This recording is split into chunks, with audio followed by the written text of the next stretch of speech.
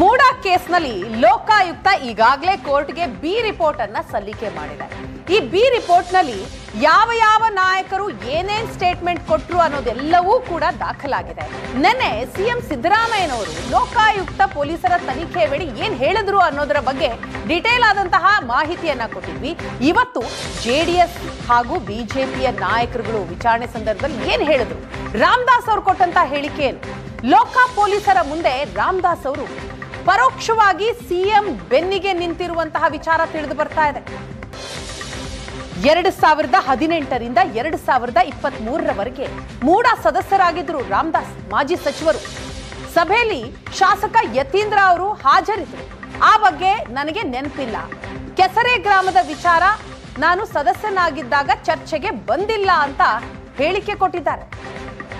6/11/2020ರಲ್ಲಿ ನಡೆದಂತಹ 50-50 ಅನುಪಾತ ಆ ನಿರ್ಣಯ ಏನಿದೆ, ನಿರ್ಣಯ ಸಭೆಯಲ್ಲಿ ಭಾಗಿಯಾಗಿ ಚರ್ಚೆಯ ನಂತರ ಏನೆಲ್ಲ ಆಯ್ತು ಅನ್ನೋದರ ಬಗ್ಗೆ ಹೇಳಿದ್ದಾರೆ. ಈ ಬಗ್ಗೆ ಹೆಚ್ಚಿನ ಡೀಟೇಲ್ಸ್ ಕೊಡ್ತಾರೆ ನಮ್ಮ ಪ್ರತಿನಿಧಿ ರಮೇಶ್. ನ್ಯೂಸ್ ಡೆಸ್ಕ್ ಇಂದ ನೇರ ಸಂಪರ್ಕದಲ್ಲಿದ್ದಾರೆ. ರಮೇಶ್, ಈ ಮುಡಾ ಪ್ರಕರಣದಲ್ಲಿ ಶಾಸಕರು ಮತ್ತು ಸಚಿವರು ಕೊಟ್ಟಂತಹ ಈ ಎಂಎಲ್ಸಿಗಳು ಕೊಟ್ಟಂತಹ ಸ್ಟೇಟ್ಮೆಂಟ್ ಇದೆಯಲ್ಲ, ಇದು ಬಹಳ ಅಚ್ಚರಿಗೆ ಕಾರಣ ಆಗ್ತಾ ಇದೆ. ಕಾಂಗ್ರೆಸ್ನ ಶಾಸಕರು ಎಂಎಲ್ಸಿಗಳು ಸಿಎಂ ಪರವಾಗಿ ಹೇಳಿಕೆ ಕೊಟ್ಟರು ಅಂದ್ರೆ ಅದು ಬೇರೆ ತರ, ಆದ್ರೆ ಬಿಜೆಪಿ ಮತ್ತು ಜೆಡಿಎಸ್ನ ಶಾಸಕರುಗಳು ಕೂಡ ಇದೇ ತರದ ಹೇಳಿಕೆ ಕೊಡ್ತಾ ಇದ್ದಾರೆ. ಈ ಹೇಳಿಕೆ ಹಿಂದಿನ ಉದ್ದೇಶ ಏನು? ಈ ಪ್ರಕರಣದಲ್ಲಿ ಹೌದು ನನಗೆ ಪಾರ್ವತಿ ಯಾರು ಅನ್ನೋದು ಗೊತ್ತಿತ್ತು ಅಂತ ಕೇಳಿದ್ರೆ ಸಿಕ್ಕಾಕೋತೀವಿ ಅಂತನೋ, ಅಥವಾ ನುಣುಚ್ಕೊಳ್ಳೋ ಪ್ರಯತ್ನನೋ, ಅಥವಾ ಸಿದ್ದರಾಮಯ್ಯ ಫೇವರ್ ಆಗಿ ಕೊಟ್ಟಂತ ಸ್ಟೇಟ್ಮೆಂಟ್ ಇದು?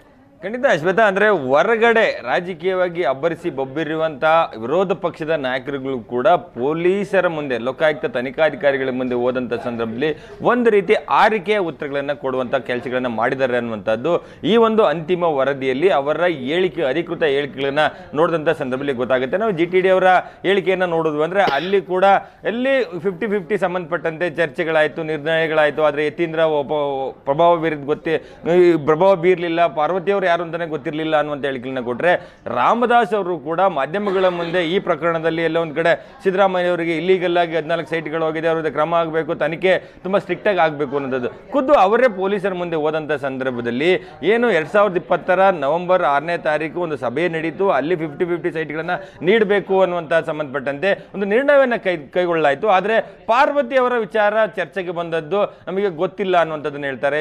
ಯತೀಂದ್ರ ಅವರು ಹಾಜರಿದ್ರ ಅನ್ನುವಂಥದ್ದು ನನಗೆ ನೆನಪಿಲ್ಲ ಅನ್ನುವಂಥದ್ದು, ಗೊತ್ತಿಲ್ಲ ಅನ್ನುವಂಥ ವಿಚಾರಗಳನ್ನ ಹೇಳ್ತಾ ಹೋಗುವಂಥದ್ದು. ಸೊ ಇದು ಎಲ್ಲವನ್ನೂ ನೋಡ್ತಾ ಹೋದರೆ ಕೆಸರೆ ಗ್ರಾಮದ ಬಗ್ಗೆ ಸಂಬಂಧಪಟ್ಟಂತೆ ಏನು ಚರ್ಚೆ ಆಯಿತು ಅದು ನನಗೆ ಗಮನಕ್ಕೆ ಬಂದಿಲ್ಲ ಅನ್ನುವಂಥದ್ದು. ಸೊ ಈ ರೀತಿ ಹೇಳಿಕೆಗಳನ್ನು ಕೊಡುವ ಮೂಲಕ ಎಲ್ಲ ಒಂದು ಕಡೆ ಸಿದ್ದರಾಮಯ್ಯನವರ ವಿರುದ್ಧ ನೇರವಾಗಿ ತನಿಖಾಧಿಕಾರಿಗಳ ಮುಂದೆ ಹೇಳಿಕೆಯನ್ನು ಕೊಟ್ಬಿಟ್ಟು ಎಲ್ಲ ಒಂದು ಕಡೆ ಇಕ್ಕಟ್ಟಿಗೆ ಸಿಗಿಸಿಕೊಳ್ಳೋದು ಬೇಡ ಅನ್ನುವಂಥ ನಿಟ್ಟಿನಲ್ಲಿ ಎಲ್ಲ ಒಂದು ಕಡೆ ಒಂದು ತೆಪ್ಪೆ ಸಾರಿಸುವಂಥ ಕೆಲಸಗಳನ್ನು ತನಿಖಾಧಿಕಾರಿಗಳ ಮುಂದೆ ಮಾಡಿದ್ರ ಅನ್ನುವಂಥ ಒಂದಷ್ಟು ಅನುಮಾನಗಳು ವ್ಯಕ್ತ ಆಗುತ್ತೆ. ಯಾಕೆಂದರೆ ಈ ಒಂದು ವಿಚಾರದಲ್ಲಿ, ಮೂಡಾ ವಿಚಾರದಲ್ಲಿ ಬಿಜೆಪಿಯ ಶಾಸಕರಂತ ಶ್ರೀವತ್ಸ ಆಗಲಿ, ರಾಮದಾಸ್ ಆಗಲಿ ಮತ್ತು ಬೇರೆ ಬೇರೆ ನಾಯಕರಿಗೂ ಕೂಡ ಸಾಕಷ್ಟು ಆಗ್ರಹವನ್ನು ಮಾಡಿದರು.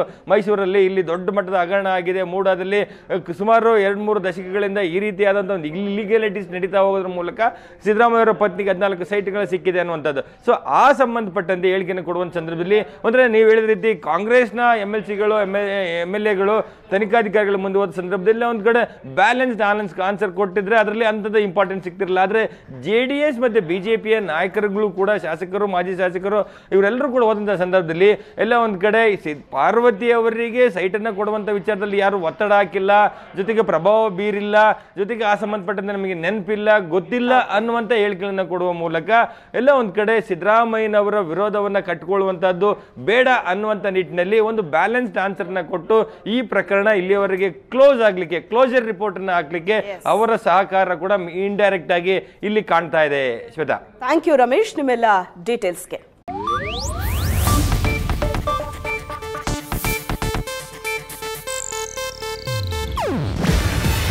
ಇದು ಏಷ್ಯಾನೆಟ್ ನ್ಯೂಸ್ ನೆಟ್ವರ್ಕ್ ಪ್ರಸ್ತುತಿ. ನೀವು ನೋಡ್ತಿದ್ದೀರಾ ಏಷ್ಯಾನೆಟ್ ಸುವರ್ಣ ನ್ಯೂಸ್.